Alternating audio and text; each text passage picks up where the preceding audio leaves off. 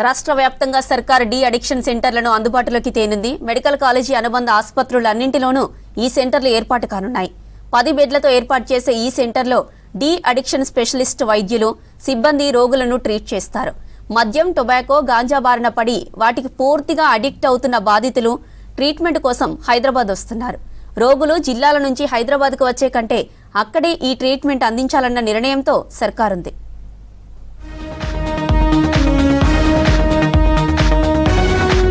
రాష్ట్ర వ్యాప్తంగా de addiction treatment కోసం వచ్చే వారి సంఖ్య క్రమంగా పెరుగుతోంది. ఎర్రగడ్డ మానసిక వైద్యశాలలో రోగుల సంఖ్య పెరుగుతూ వస్తోంది.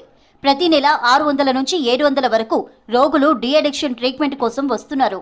ఇతర చికిత్సలతో పాటు ఈ డి అడిక్షన్ అందించడం ఆ ఆసుపత్రికి భారంగానే మారుతోంది. అలాగే జిల్లాల పరిధిలోనూ మద్యం, టొబాకో, గాంజా వంటి వాటి బారిన పడి అనేక మంది అడిక్ట్ అవుతూ బానిసలుగా మారిపోతున్నారు.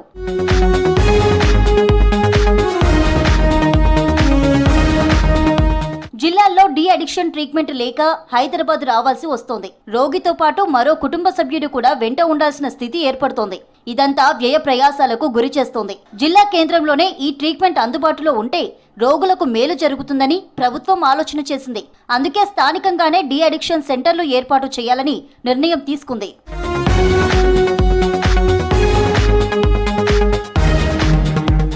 రాష్ట్రంలో మొత్తం 36 ప్రభుత్వ మెడికల్ కళాశాల అనుబంధ ఆసుపత్రుల్లో ఈ డి అడిక్షన్ సెంటర్లు రానున్నాయి.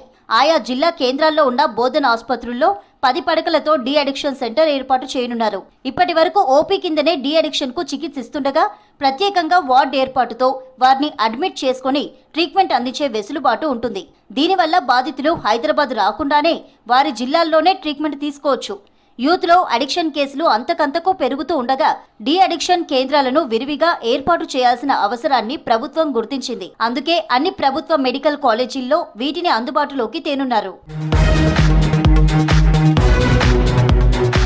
డి అడిక్షన్ కోసం ప్రత్యేక సెంటర్ ఏర్పాటు కావడం వల్ల ఆ చికిత్స కోసం వాడే మందులు, పరికరాలు, సిబ్బంది, వైద్యులు ఇక్కడ అందుబాటులో ఉంటారు.